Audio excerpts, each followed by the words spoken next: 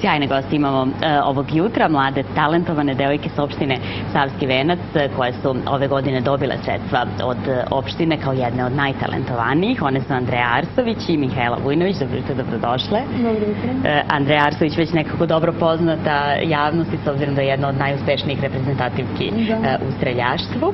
A Mihajla, mlada dizajnerka koja se usavršava trenutno u Francuskoj, je li tako, na master studijama.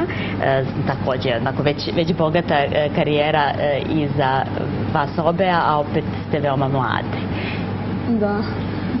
Tu nam je Goran Bogunović, član veća Gradske opštine Savski Venac. Dobro jutro, došli. Vi ste svakako i predsjednik fonda za mlade talente. Hajde da kažemo nešto više o ovom fondu. Evo već 5.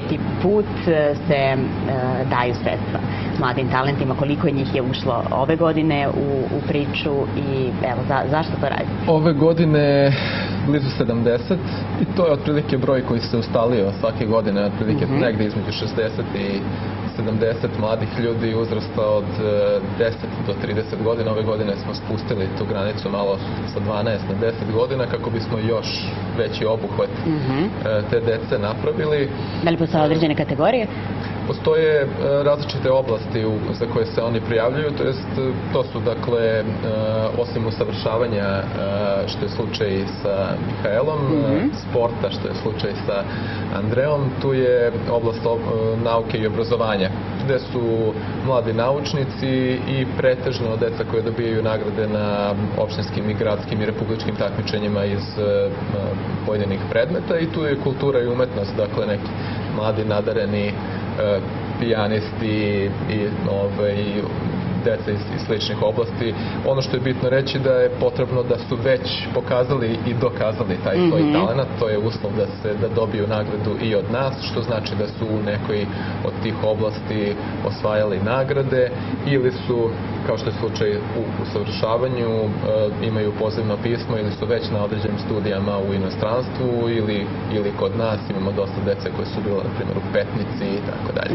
To je otprilike krug dece i moraju biti sa opštine Savskog Venca.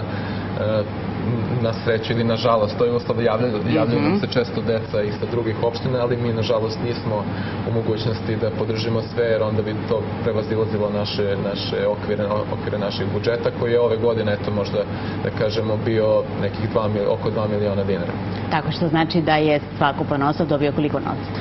Pa otprilike to su između 20 i 30 hiljada dinara su nagrade i to su, mi to uobičavamo da kažemo, simbolične pomoći, više kao neka poruka njima, poruka možda drugim nekim strukturama u državi da i oni se ugledaju na vas, nešto pomognu i eto,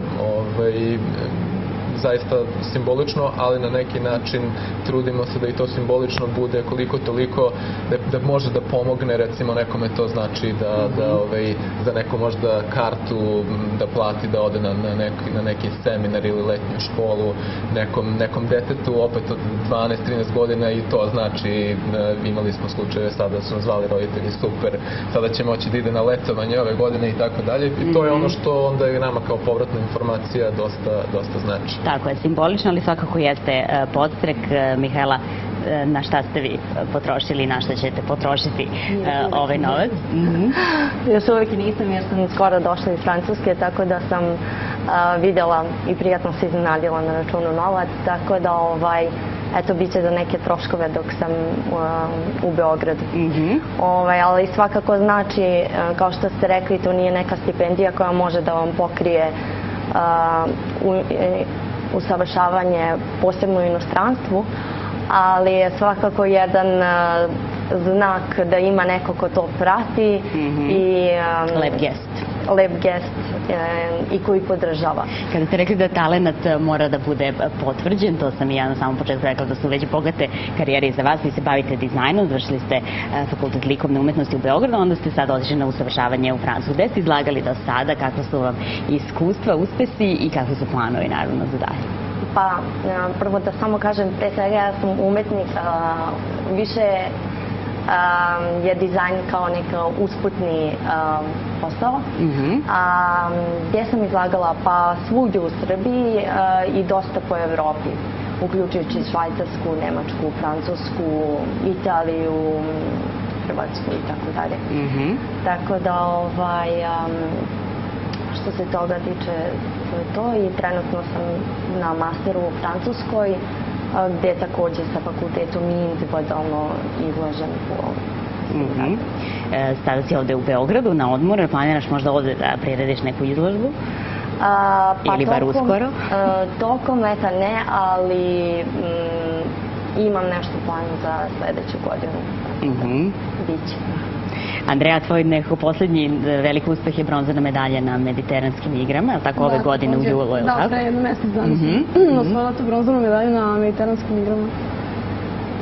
Učestvovala si takođe i na olimpijskim igrama prošle godine? Ne, ja sam učestvovala samo na olimpijskim igrama. Prošle godine sam bila treća na prvenstvu Evrope. Ove godine se desilo još neke lepe stvari baš pre ovog konkursa, gde sam oborila svetski rekord i gde sam 2 puta uzastopno na svetskim kupovima osvojila zlatne medalje, što je prvi put se desilo u istoriji za žene. Tako da je to jedan samo početak, nadam se, moje karijeri.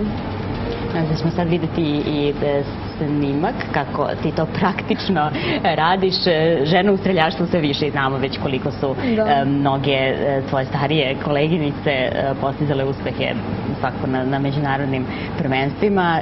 Kakvi su tvoji sada planovi? Ja sam u jednom pripremnom periodu za evropsko prvenstvo, zato što utorak putujem na evropsko prvenstvo za koje sam se spremala u stvari već prethodnih 4 meseca. Gde će biti održano? Biće u Osijeku, relativno je blizu, tako da ćemo se osjećati kao da smo kod kuće. Nadam se da će nam to i pomoći, ne samo meni, nego moje celoj reprezentaciji, da postignemo što bolje rezultate. Koliko imaš godina? 26. 26 godina. Šta očekuješ sada od ovog? Očekujem jednu lepu fair borbu i visoke rezultate, a za plasman vidjet ćemo. Zavisi od svega toga, pošto imamo nova pravila i mnogo je nezgodno i uopšte nova pravila su nas malo poremetila, još uvijek je ova godina u kojoj se privikavamo i uopšte navikavamo se na to sve novo, tako da u finalu se može da se desi. Krećemo od nule u finalu, tako da u finalu možemo da budemo ili prvi ili osmi. Bukvalno za sekund možete da izgubite i prvo mesto. To se nikad ne zna i faktor sreće igra veliku ulogu. Do poslednjeg trenutka se nikad zaista ne zna. Kad si pomenula ta nova pravila, o čemu se radi? Promenjeno je samo to što osnovni deo pucamo na decimale ukupno, znači ne gleda se samo da li je pogodak 9 ili 10, znači gleda se da li je 10 pa zarez od 0 do 9, ili se gleda i naravno u finalu se promenjeno to što pucamo od početno, svi smo isti jednaki, puca se od 0, znači nemate više taj rezultat osnovni pa na njega dograđujete to što ste već u finalu pucali. Znači svi od 0 pa kako dok stigli. Posle tog evropskog prvenstva, pretpostavljam da ćeš naći malo vremena i za odmor. Da, prvi put ću imati malo duži odmor ove godine, 1-2 meseca, tako se tamo mnogo radujem, jer sezona je bila mnogo naporna, negde od februara zaista nisam bila kuća, ali baš sam potrefila da sam i danas ovde da zajedno sa mojom opštinom predstavim uopšte ovaj konkurs za mlade talente. Koliko tebi znači ova simbolična nagrada i gde ćeš ti potrošiti? Iskreno, ja kao ni Mihajla nisam još potrošila i ne znam, ali treba će nam za neki naredni period kad mi počne sezona. Ja ću sigurno potrošiti, u stvari, jedan deo, ja se zanimam koje tačno ste pitanje prvo rekli.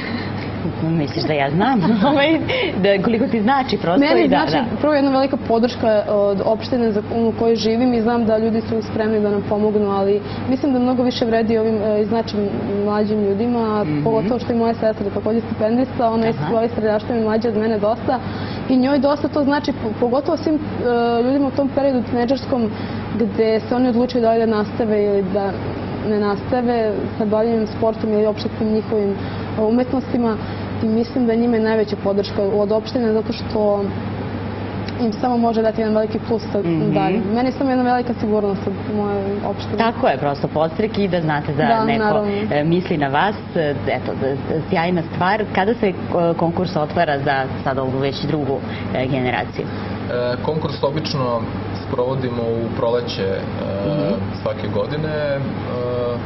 Tako da ja ne verujem da će se uslovi menjati i ono što je uvek bitno da napomenemo kod našeg konkursa je da je krajnje jednostavno za prijavljivanje.